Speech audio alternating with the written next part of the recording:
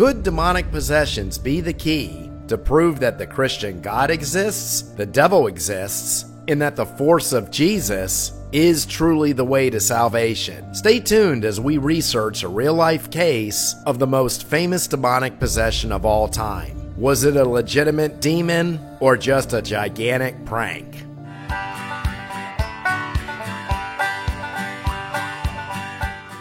Anyone from the generation of X remembers the very famous movie where Linda Blair played a possessed girl in which multiple and violent exorcisms were performed to rid the demon in her spirit. And of course, subsequent films followed on the same topic, and there have been numerous works regarding the topic of demonic possession. But what you might not know is that the 15-year-old girl in the film who was supposedly possessed was based off a real-life story. It happened in 1949, and it wasn't a girl but a 14-year-old boy who went by the name Roland Doe and was later revealed to be Robbie Mannheim. And something I didn't know until recently was that the real-life name of this person who was represented in the movie was actually Roland Hunkeler, who died just a few years ago. Apparently, the name Robbie Mannheim was another alias to keep people away from the man's doorstep, as he feared he would be found out. The real-life Hunkeler actually was perfectly normal after the event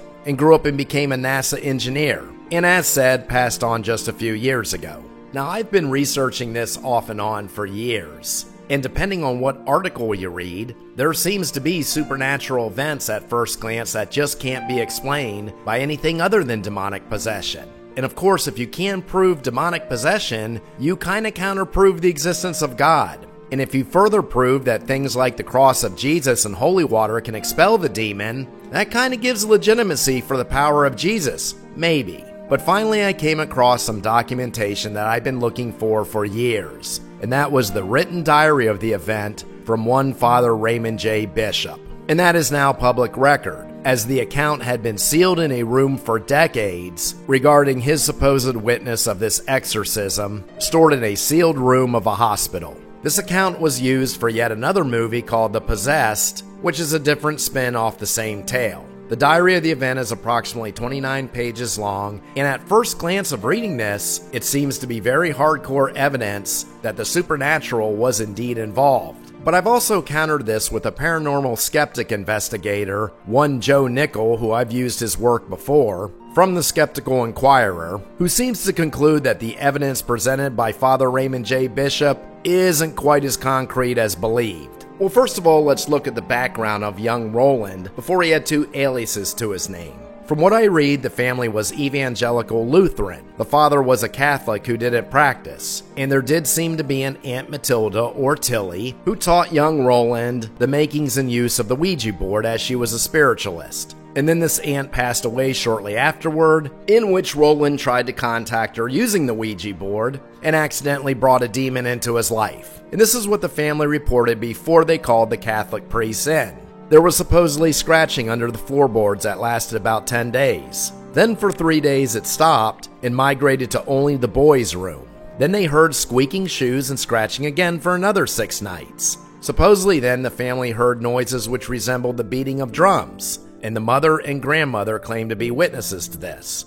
Now, the first question I would have is, in what proximity were they witnesses to these noises? Because they probably weren't camped into the boys' room at that time. And the second thing I would say is they're evangelical Lutherans, and I can't say I know much about the evangelical Lutherans. I don't know how fundamentalist they are or not, but whenever you have the word evangelical associated with a family, usually a bunch of mysticism follows. I've had evangelicals tell me they've witnessed the miracle of healing. I've had evangelicals tell me they heard the voice of God himself. That word, evangelical, associated with your family, diffuses your credibility immediately with me. Now, there was one section in Father Bishop's diary where he stated there was 14 witnesses to these scratching noises that seemed to grow louder when they prayed, and 2 of those witnesses were Lutheran ministers. And my question is, again, what sort of proximity were they in? Were they all actually in the room? Did they have a visual on the boy's hands or feet who could have been making scratching noises on the sideboards of the bed or the footboard? Or were their evangelical mindsets just running away with them? And then later in his diary, there's an excerpt about the moving of the mattress, which supposedly was performed by the demon. The mother, aunt, uncle were witnesses, as well as a cousin of college age and a friend, as well as Father Bishop, per his diary. Well, you'd have to clarify further, what do you mean the mattress moved? Did it just shake? They don't seem to say it rose in the air. Was Roland just jolting the covers, making it appear like it shook? And then there's a matter of the scratches and words which appeared on Roland's body, supposedly out of nowhere.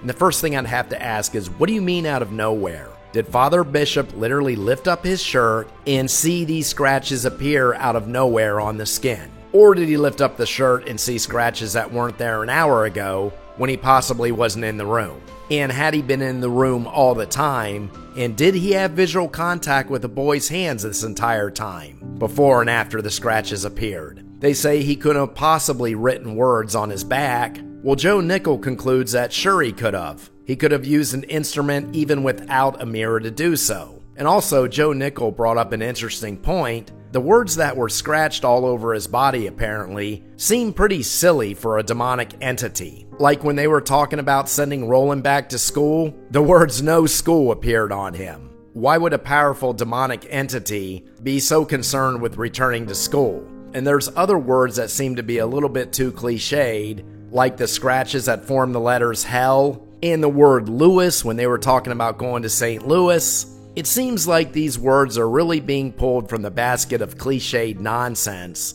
for something that's supposed to be a powerful demon. And let's look at an example of some of these mystical movements caused by the demon, according to Father Bishop's diary. Wednesday, March 9th. At home as of Tuesday, Father Bishop blessed the entire house and used a special blessing in R's room and on his bed. A second-class relic of St. Margaret Mary was safety pinned to the extreme corner of R's pillow. Shortly after R retired, the mattress on his bed began to move back and forth in the direction of the bed uprights. The boy lay perfectly still and did not exert any physical effort. Well, what do you mean he laid perfectly still? How far away was the priest from the bed, or was he even in the room? And then he goes on to say the movement in one direction did not exceed more than 3 inches, and the action was intermittent and completely subsided after a period of approximately 15 minutes. When Father Bishop sprinkled St. Ignatius holy water on the bed in the form of a cross, the movement ceased quite abruptly, but began again when Father stepped out of the room. Well, okay, he's stepping out of the room. And again, how still was actually the boy, as he was probably underneath covers, or maybe not, but the point is we don't know. We don't know what eyes on Father Bishop actually had. And it seems a great deal in these diaries that a lot of the moving furniture seemed to happen when nobody was in the room and seemed to cease once the priests and families re-entered the room. And then he states in his excerpt on March 10th, same place as Tuesday and Wednesday. Same people present in the home, as of Wednesday with the exception of Father Bishop. And if you'll note, it says same people present in the home, not necessarily the room of Roland. The second-class relic of St. Margaret Mary was thrown to the floor. The safety pin was opened, but no human hand had touched the relic. R started up in fright when the relic was thrown down. But it doesn't say who exactly saw all this in the room itself. Nobody has confirmed that that relic of St. Margaret Mary unpinned itself from the pillow and was thrown to the floor. Father Bishop really did a poor job explaining what the level of eyewitness actually was, which means the events are going to be questionable at best. But here's what really makes me question this tale. When the young Roland was in the Alexian Brothers Hospital, in which they were performing the last exorcisms, at the very end, the boy apparently had a vision where he saw devils and helpers disappear into a cave. He also apparently saw the image of Saint Michael, and that pretty much makes me believe that this is nothing more than the boy's imagination, combined with someone who is really good at orchestrating a prank. Now, I remember I read previous articles long ago where supposedly there was a loud thunderclap as the devil left Roland's body. But I didn't find anything backing that part of the story up today, and nothing in Father Bishop's diary as well. I imagine that little tidbit was a bit of artistic license. And there's a couple other interesting tidbits, one from Joe Nickell that came from the investigation for the Skeptical Inquirer. Apparently, young Roland was known to be a prankster and was known to try to come up with tactics to frighten other children and women. And also, after his death at I believe 86 years old, his 29-year-old companion was interviewed, and this is secondhand from her, not Roland himself. She claimed that he had told her in his later years that he was never possessed, that he was simply a very bad little boy. Now, I have to say that I've been following this story off and on for years, for the reason that because of the media, it's become the most significant exorcism story in our generation. But if you look at old-time spiritualists and mediums that the late magician Houdini used to investigate and debunk, they were very convincing as well, making noises, making tables rise, and later Houdini found it was nothing more than mechanical trickery.